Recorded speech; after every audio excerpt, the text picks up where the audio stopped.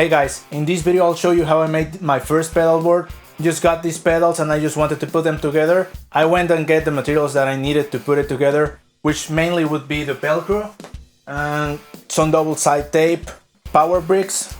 You can see there's one there in front, another one back there, and obviously the patch cables. I'm using some donor cables and some other cables that I just had laying down in there. I'll put a quick demo of how this sounds at the end of the video so you can hear it, and I'll make some videos of each of the pedals and maybe some combinations so you can see how they react. Hope you enjoyed the process as much as I did, and if you do, please make sure to leave a like and subscribe to the channel. That it's gonna help us a lot. Without any further ado guys, I'll leave you with the process and just grab a coffee and enjoy.